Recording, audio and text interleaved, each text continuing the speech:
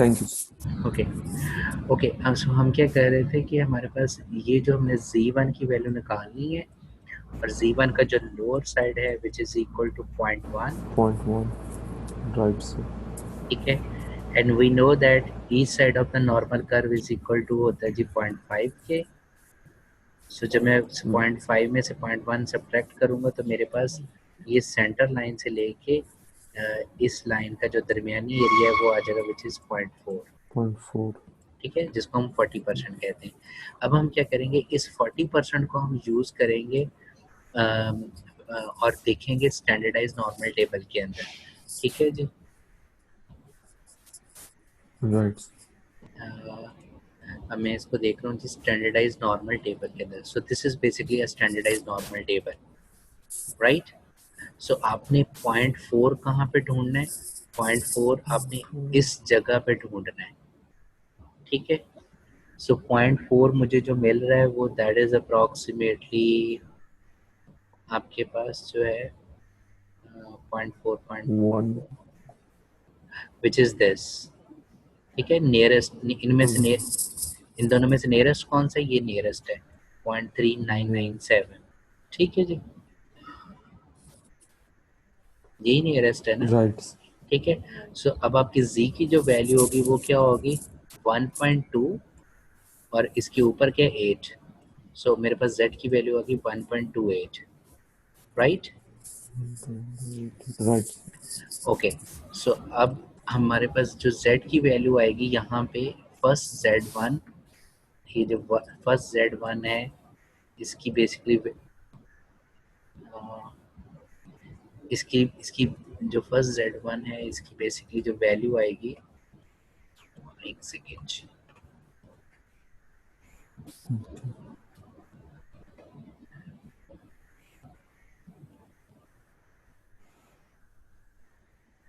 सो हमारे पास जो first z1 है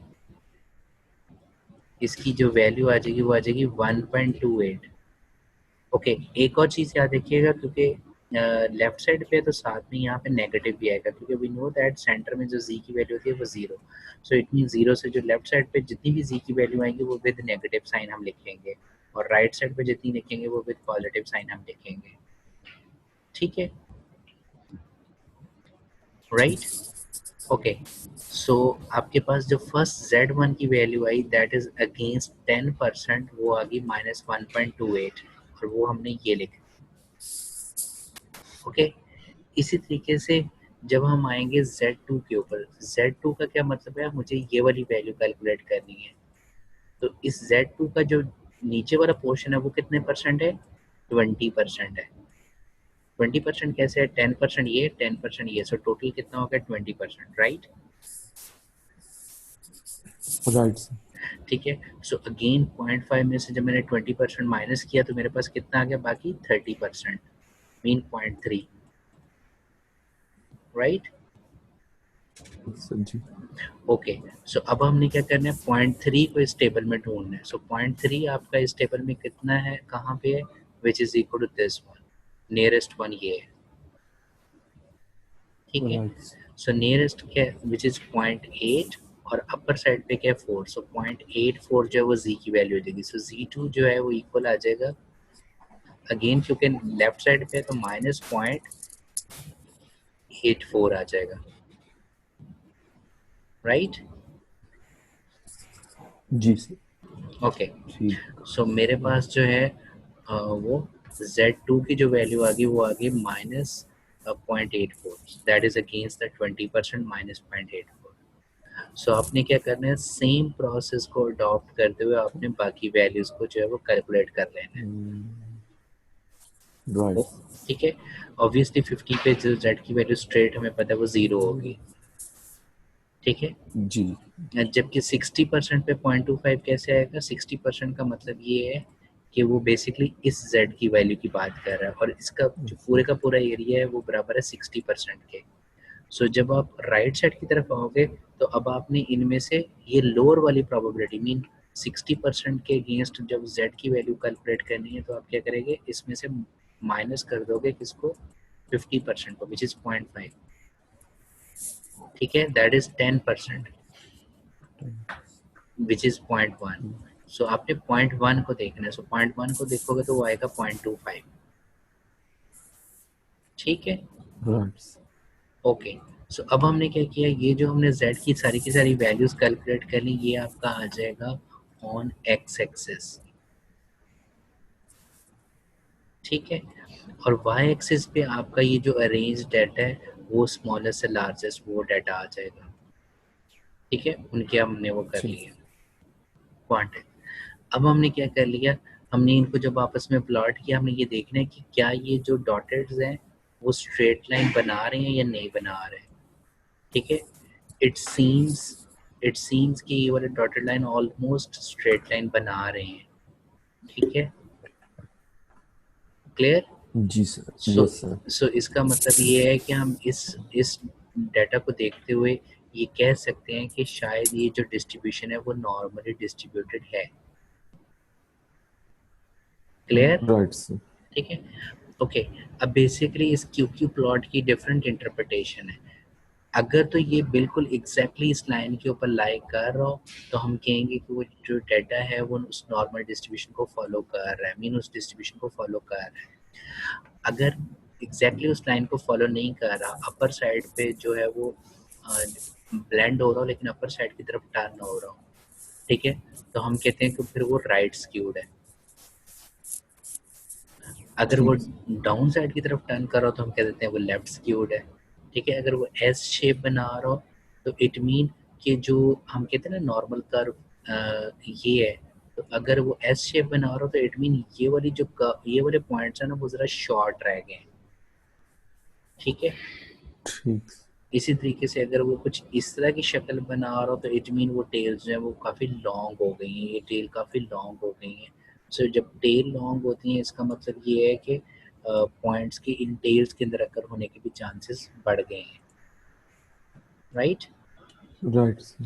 सो so basically that is the basic interpretation of Q Q plot, कि आप क्यू क्यू प्लॉट को यूज़ करते हुए कैसे बता सकते हो कि कोई पर्टिकुलर जो डाटा है वो कौन सी डिस्ट्रीब्यूशन को फॉलो कर रहा है। फाइन, राइट सर, जी सर। ओके। अगेन आप अपने उसी डाटा के ऊपर वापस आइएगा, वो जो सॉफ्टवेयर वाला था।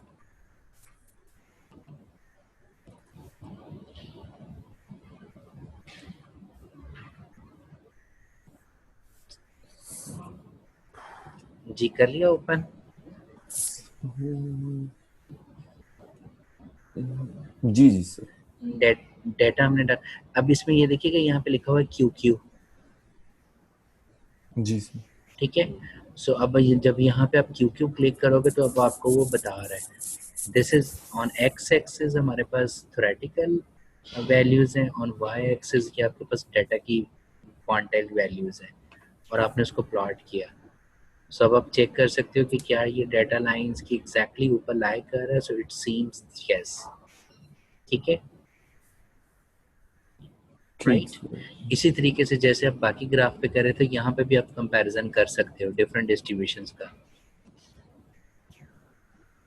ठीक है, राइट। सो आप इस क्यू क्यू प्लॉट को यूज करते हुए इस तरीके से आप चेक कर सकते हो। क्लियर हो ठीक गया, जी सर। Okay okay.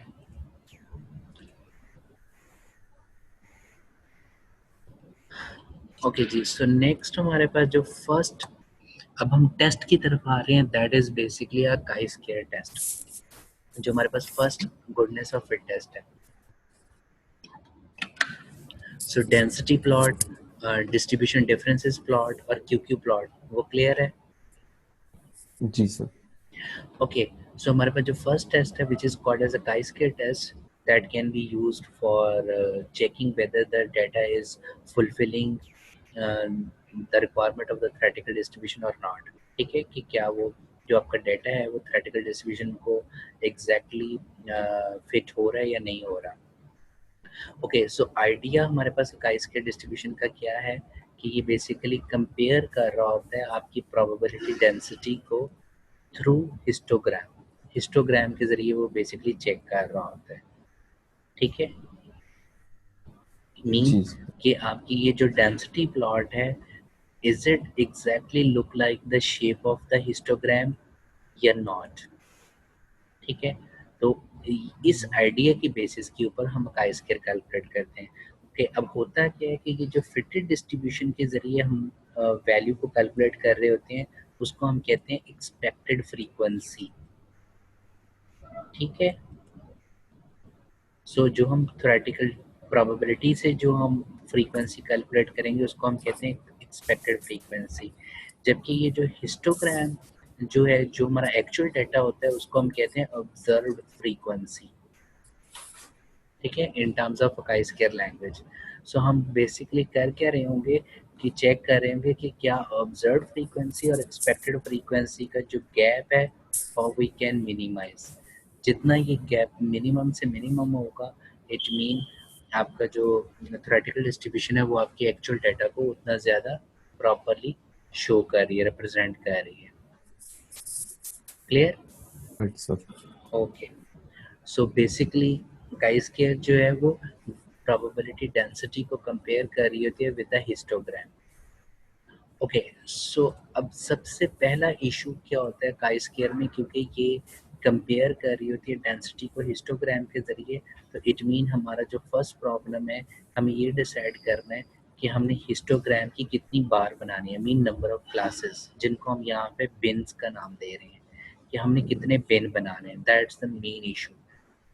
ठीक है, so how we will select कि जी हमें नंबर ऑफ बिन्स कितने बनाने हैं, क्योंकि जितने हम बिन कम बनाएंगे शेप कुछ और होगी, नंबर ऑफ बिन्स आप इंक्रीज करोगे तो आपकी शेप कुछ और बन जाएगी। राइट? Right sir. ठीक है, सो दैट इज ओ आई, जिसको हम कह रहे हैं that is the observe data या observe frequency that is representing with respect to bins. और एक्सपेक्टेड फ्रीक्वेंसी जैसे मैंने आपको पहले बताया ये हम कैलकुलेट कर रहे थे थ्रू थ्योरेटिकल डिस्ट्रीब्यूशन। ठीक है, कि आपकी इस डिस्ट्रीब्यूशन के अंडर कितने बिन्स आ रहे हैं, नंबर ऑफ बिन्स कितने आ रहे हैं। राइट। ओके ओके, सो अब हमने करना क्या है, ये बेसिकली हमारे पास रिप्रेजेंट हो रहा है representing the bin. Basically A1 से A2 हमारी फर्स्ट क्लास या फर्स्ट ग्रुप या बिन की रेंज को रिप्रेजेंट कर रहा है, मीन ईच बिन की विड्थ कितनी होगी, जिसको हम क्लास इंटरवल कहते हैं। सो हमने बेसिकली के क्लासेस बना ली। ठीक है, हर बिन के अंदर उसकी हमने प्रोबेबिलिटी कैलकुलेट करनी है। So how we can compute the probability. So हम प्रोबेबिलिटी कैलकुलेट कर सकते हैं distribution of the next point. ठीक है, कि नेक्स्ट पॉइंट पे डिस्ट्रीब्यूशन फंक्शन की वैल्यू क्या है माइनस प्रीवियस पॉइंट पे डिस्ट्रीब्यूशन फंक्शन की वैल्यू क्या है। Right sir. ठीक है, सो जब हम माइनस करते हैं so we will get the probability between these two points. Right? Right sir. ठीक है, इसका बेसिकली पॉइंट क्या है, सपोज जैसे मैं आपको एग्जांपल देता हूँ, सपोज मेरे पास नॉर्मल डिस्ट्रीब्यूशन है। ठीक है, तो ओके मैं क्या करता हूँ, मुझे अगर सपोज मैं कहता हूँ ये मेरा A1 पॉइंट है, ये मेरा A2 पॉइंट है, तो मुझे ये वाली प्रोबेबिलिटी कैलकुलेट करनी है इस पूरे बिन की। ठीक है, तो मैं क्या जी सर। करूँगा, मैं करूँ इसका डिस्ट्रीब्यूशन फंक्शन यानी कि f(a2), ठीक है, ये मैं कैलकुलेट करूँगा। f(a2) का क्या मतलब है कि probability of x is less than or equal to a2। ठीक है, सो दैट मीन मुझे ये सारी की सारी एरिया की प्रोबेबिलिटी कैलकुलेट करनी है माइनस, अब मुझे क्या करना है, प्रोबेबिलिटी कैलकुलेट करनी है A1 के लोअर की, that is f(a1). So f(a1) again क्या है कि मुझे प्रोबेबिलिटी कैलकुलेट करनी है x is less than or equal to A1। ठीक है, सो हम करेंगे क्या, लार्जर प्रोबेबिलिटी में से स्मॉलर प्रोबेबिलिटी माइनस करेंगे तो मेरे पास इस बिन की वैल्यू आ जाएगी। Okay, right. So that is representing कि हाउ वी विल कैलकुलेट कि उस बिन की या उस विड्थ की या उस क्लास की प्रोबेबिलिटी क्या है। ओके, सो क्योंकि हमें जो कंपेयर कर रहे होते हैं वो हम प्रोबेबिलिटी नहीं बल्कि फ्रीक्वेंसी कंपेयर कर रहे होते हैं। ठीक है, सो फ्रीक्वेंसी कैलकुलेट करने के क्या करोगे कि हम इस प्रोबेबिलिटी को मल्टीप्लाई कर देंगे अपने सैंपल साइज से। Right? So Right. that resulting answer is called as the expected frequency. Right, Okay. sir. For example जैसे यहाँ पे मैंने एक्सपोनेंशियल डिस्ट्रीब्यूशन का केस दिया हुआ है, we know that exponential distribution का जो डिस्ट्रीब्यूशन फंक्शन होता है that is equal to this. Either आप इसको इस चक्कर में लिख सकते हो या फिर आप इसको लिख सकते हो ई की पावर माइनस लैम्डा एक्स, जबकि जो लैम्डा है वो यहाँ पे बराबर है 1/बीटा के। Okay, Right, sir. ठीक है, क्योंकि ये वाला टाइम की शक्ल में है, ये वाला रेट की शक्ल में है। Right. सो अगेन हमने क्या किया है, हमने नेक्स्ट पॉइंट को पुट करते हुए डिस्ट्रीब्यूशन फंक्शन की वैल्यू निकाली, प्रीवियस पॉइंट को पुट करते हुए डिस्ट्रीब्यूशन फंक्शन की वैल्यू निकाली, minus probability multiply by N, so that would be called as the expected frequency. Okay, Right, sir. ठीक है। सो ये वाला केस जो है, ये वाला केस हम यूज करते हैं जब आपके पास जो डिस्ट्रीब्यूशन है वो हो कॉन्टिन्यूस। ठीक है, कॉन्टिन्यूस डिस्ट्रीब्यूशन में हम ये वाला सिनेरियो यूज करते हैं। बट अगर आपके पास जो थ्योरेटिकल डिस्ट्रीब्यूशन है वो डिस्क्रीट हो, तो उसमें आपकी एक्सपेक्टेड को कैलकुलेट करने का ये वाला फार्मूला होता है, that is n into p i. N again number of observation है and p i is the probability. ठीक है, ठीक सर, जी। ओके। सो अब हम जो एग्जांपल भी करेंगे वो हम एक कॉन्टिन्यूस डिस्ट्रीब्यूशन की करेंगे और एक हम डिस्क्रीट की करेंगे। बट बिफोर दैट हमारे पास जो अकाई स्केयर है, इसमें हमारे पास जो टेस्ट है उसको हम कैसे कैलकुलेट करेंगे। जो अकाई स्केयर टेस्ट की वैल्यू है that is equal to observe frequency minus expected frequency, उसका हम स्क्वायर कर लेंगे और डिवाइड कर देंगे उसको एक्सपेक्टेड फ्रीक्वेंसी से, और एक्सपेक्टेड। उसको हम राइट। सम कर लेंगे, सो that would be the answer of acai square. ठीक है, ये आ गया टेस्ट स्टैटिस्टिक। इस टेस्ट स्टैटिस्टिक्स को आप कंपेयर करते हो विद द क्रिटिकल वैल्यू। ठीक है, कि आपने इस टेस्ट स्टैटिस्टिक को कंपेयर करना होता है विद द क्रिटिकल वैल्यू, और क्रिटिकल वैल्यू किसके बराबर है, that is equal to chi square alpha into v, जिसको हम डिग्री ऑफ फ्रीडम कहते हैं। ठीक है, राइट। अब ये जो डिग्री ऑफ फ्रीडम है ये बराबर होती है equal to number of bins mean number of classes. ठीक है, या राइट। माइनस नॉर्मली ये प्लस की सेंस में क्या मीन आप इसको कर सकते हैं -1 minus number of estimated parameter, या आप ब्रैकेट में करके यहाँ पे प्लस कर सकते हो। ठीक है, अब यहाँ right. Number of estimated parameter से क्या मुराद है, अगर एक्सपोनेंशियल डिस्ट्रीब्यूशन को आप चेक करें सो वी नो दैट कि इसके पैरामीटर 1 होते हैं, तो यहाँ पे आ जाएगा 1। अगर आप नॉर्मल डिस्ट्रीब्यूशन को चेक करें तो it mean we know that कि इसके पैरामीटर 2 हैं, तो यहाँ पे क्या आ जाएगा 2। ट्रू। ठीक है, राइट। इसी तरीके से अगर हम डिस्क्रीट में एग्जांपल लें तो पॉइसन के पैरामीटर कितने होते हैं 1, तो वहाँ पे 1 आ जाएगा। वन। अगर मैं बाइनोमियल के चेक करूँ तो वहाँ पे 2 आएगा, क्योंकि वहाँ पे 2 पैरामीटर होते हैं एन और बी। Right sir. ठीक है, ओके। लास्टली अब हमने डिसीजन करना है। डिसीजन क्या करना है, क्योंकि हम टेस्ट कर रहे हैं तो हमारे पास दो तरह की स्टेटमेंट होगी, एक होती है एच नॉट स्टेटमेंट, एक होती है H one statement. Okay, H not statement carry होगी कि जी डेटा जो है वो आपकी उस डिस्ट्रीब्यूशन को फॉलो कर रहा है, डेटा इज फॉलोइंग डिस्ट्रीब्यूशन। ठीक है, what ever the distribution is it Poisson और एक्सपोनेंशियल और वट एवर। जबकि एच वन क्या कहेगा कि जो डेटा है वो आपकी data is not following the distribution. ठीक है, following the distribution. Clear? Right. Okay, so based on these two hypothesis अब दो तरीके हैं। नंबर वन कि आप पी वैल्यू को यूज़ कर सकते हो, क्योंकि जो जो सॉफ्टवेयर्स हैं वो आपके हमेशा पी वैल्यू को कैलकुलेट करके देते हैं। सो आपने क्या करना है, जो पी वैल्यू की बेसिस के ऊपर डिसीजन कैसे करना है। अगर आपकी पी वैल्यू जो है वो आपके डिसाइडेड अल्फा से, ठीक है, बड़ी आ जाए, बड़ी और इक्वल आ जाए। ठीक है, अब ये डिसाइडेड अल्फा क्या होता है, इसको हम कहते हैं प्रोबेबिलिटी ऑफ रिजेक्शन या लेवल ऑफ सिग्निफिकेंस। वो हम 1% रख लेते हैं नॉर्मली, या 5% रख लेते हैं। अगर हमने 1% अगर हमने अल्फा रखा हुआ है तो इसका मतलब ये है कि हमारे डिसीजन के अंदर 1% एरर मौजूद है. So in other words we can say कि हम 99% कॉन्फिडेंट हैं अबाउट दिस डिसीजन. अगर आपने अल्फा 5% रखा हुआ है तो हम कह सकते हैं कि we are 95% confident about this decision, या in other sense we can say कि हमारे डिसीजन के अंदर अप टू 5% तक एरर मौजूद है.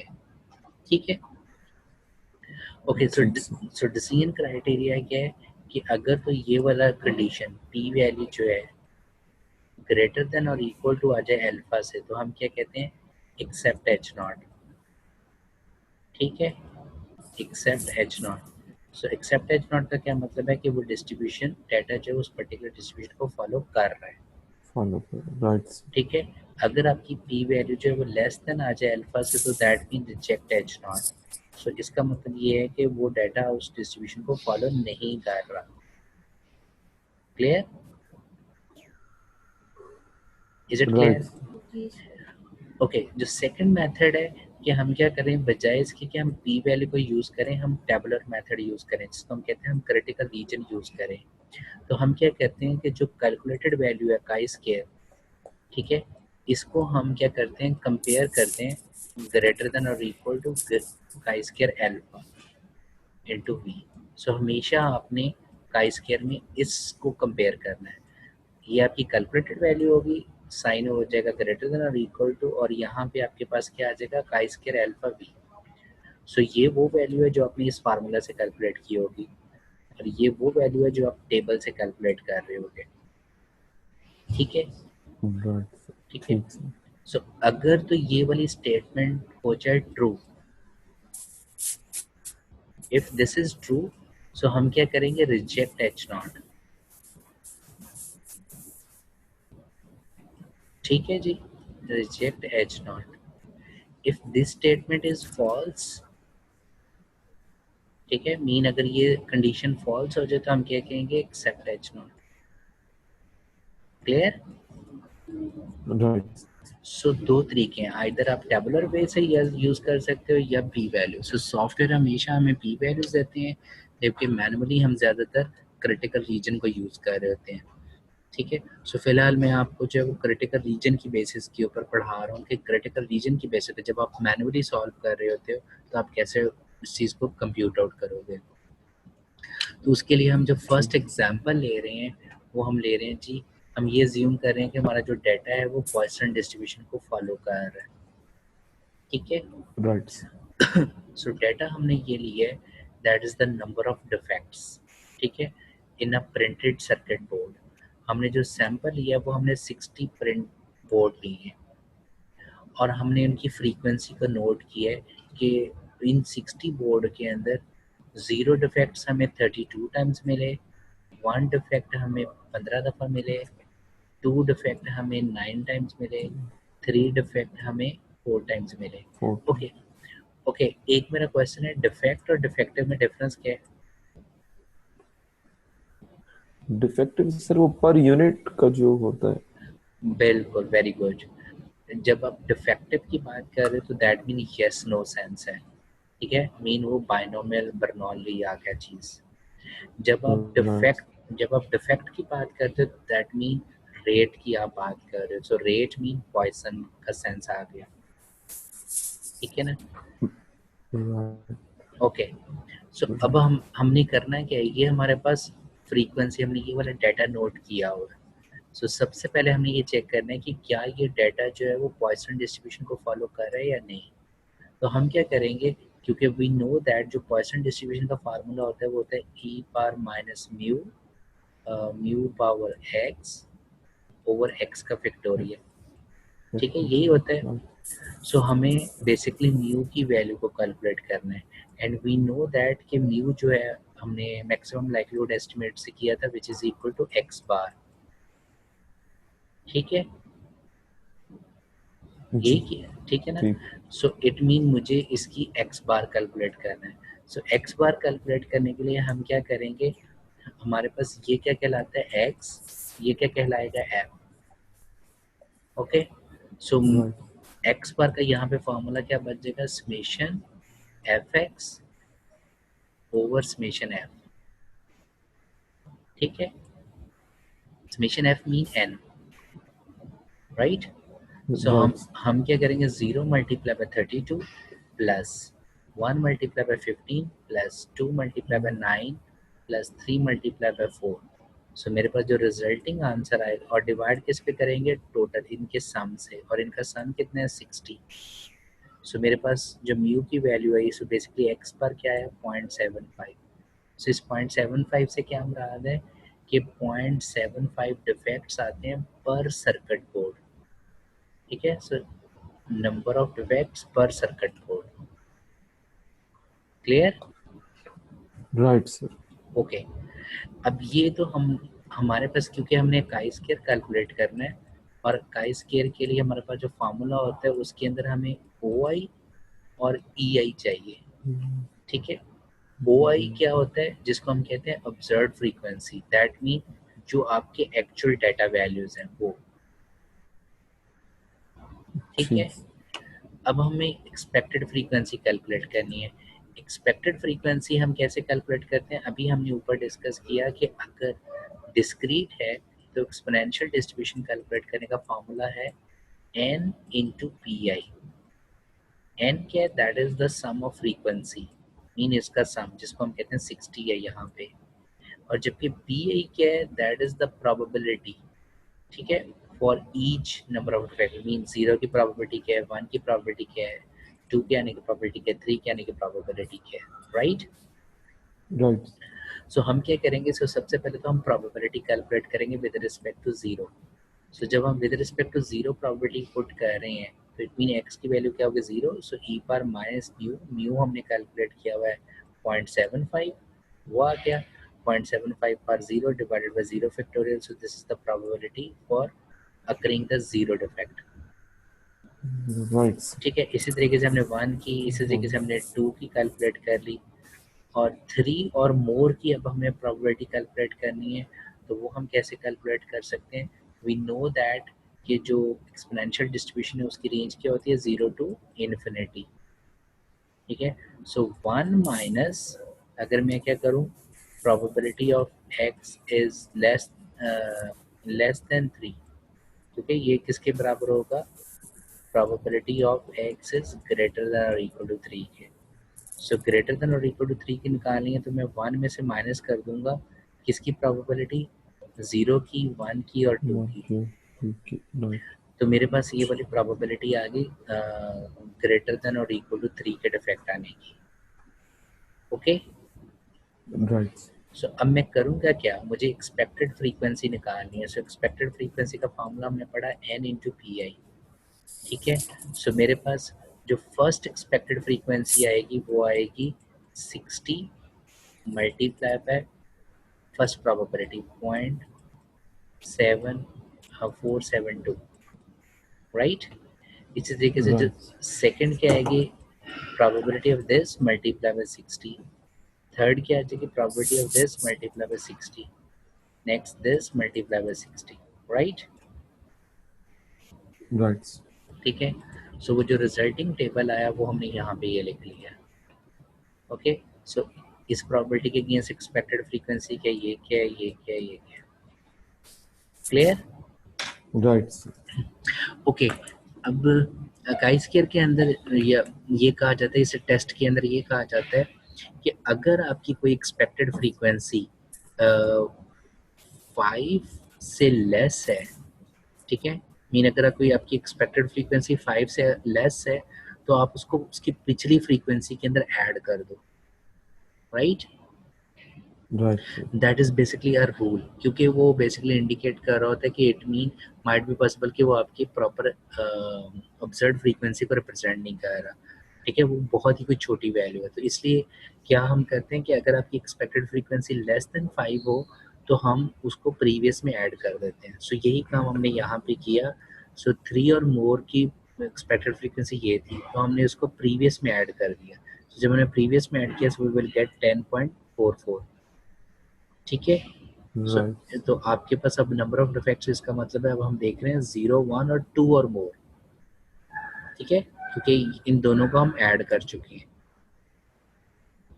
राइट। ठीक है। ठीक।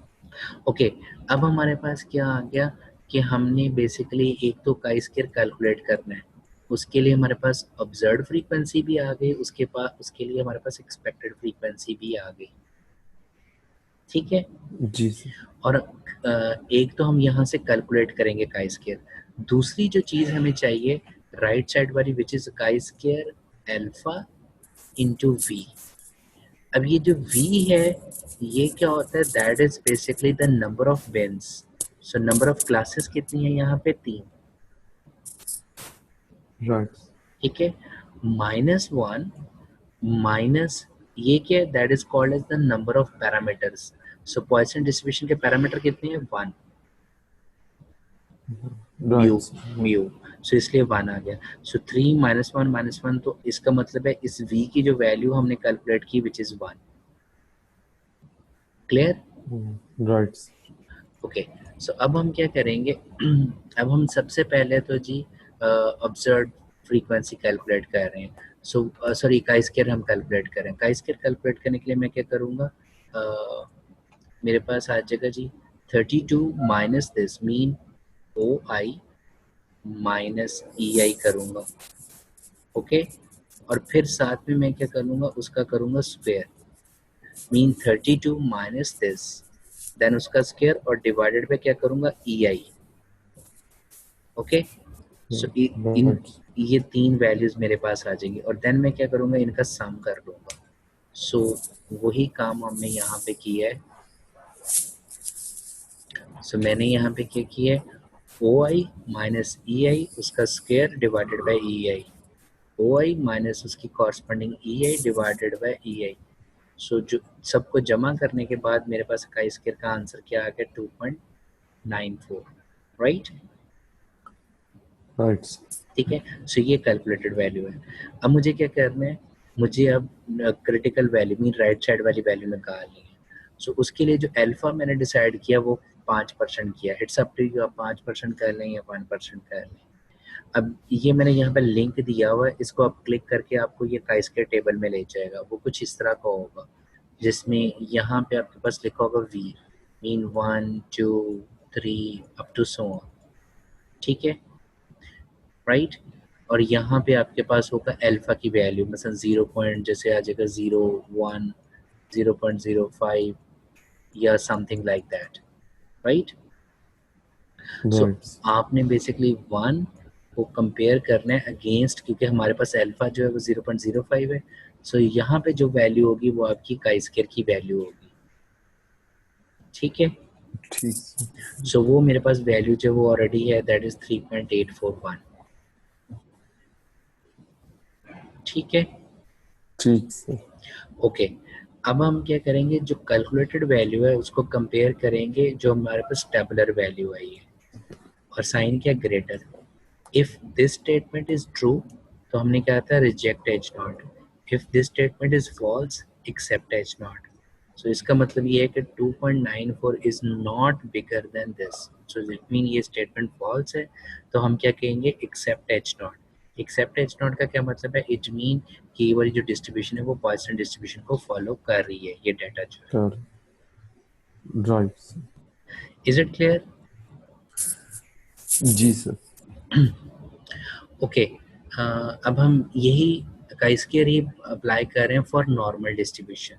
ठीक है, पॉइसन डिस्ट्रीब्यूशन क्या था, that is basically a discrete probability distribution, जबकि नॉर्मल के कॉन्टिन्यूस है। गुड। ओके, सबसे पहले तो हमारे पास ऑब्जर्व्ड फ्रीक्वेंसी गिवन है। अब हमने क्या करना है, नॉर्मल डिस्ट्रीब्यूशन को यूज करते हुए हमने उसकी एक्सपेक्टेड फ्रीक्वेंसी कैलकुलेट करनी है। यहाँ पे मैं उसको एफ ई कह रहा हूँ, ठीक है ना। सो राइट। एफ ई कैलकुलेट करने के लिए हम क्या करेंगे, हम जी वैल्यूज कैलकुलेट करेंगे हर क्लासेस की। वो हम कैसे करेंगे, लाइक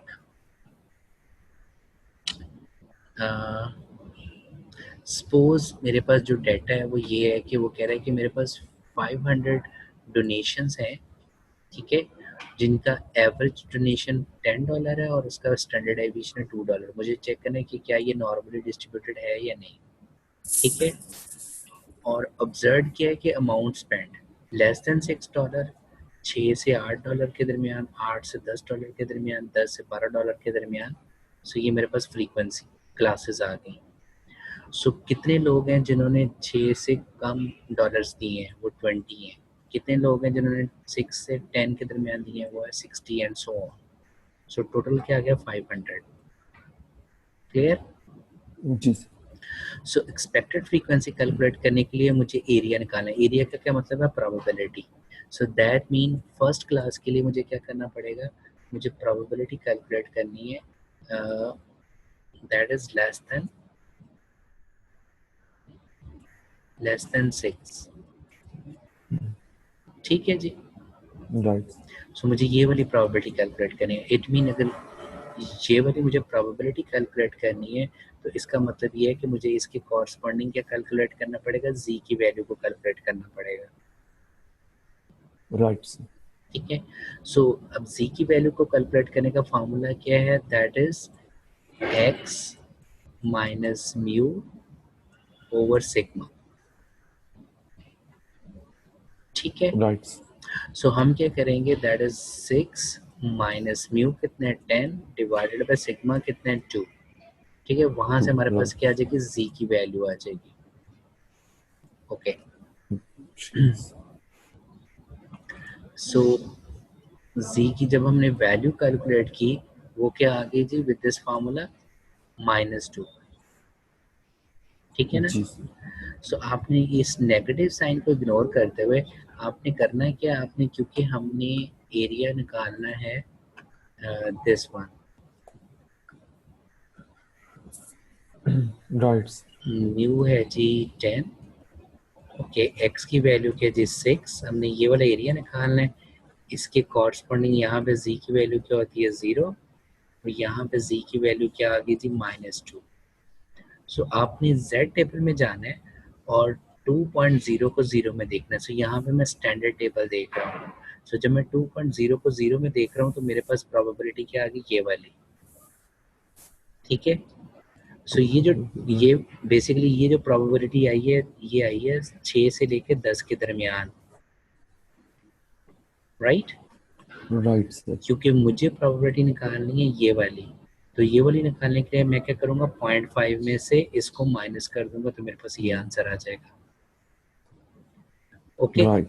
ठीक। सो इसका मतलब ये हो गया कि $6 से लेस की प्रोबेबिलिटी क्या आ गई? 0.0228।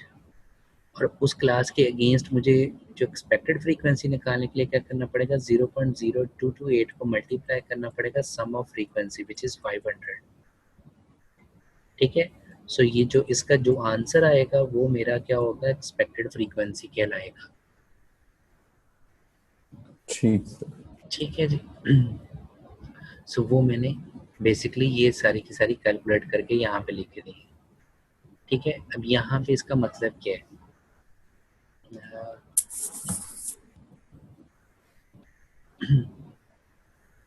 सो बेसिकली हमने फर्स्ट एरिया जो निकाला था 0.228, हमने इसको 500 से मल्टीप्लाई किया तो इस क्लास की मेरे पास एक्सपेक्टेड फ्रीक्वेंसी क्या आ गई? 11.40।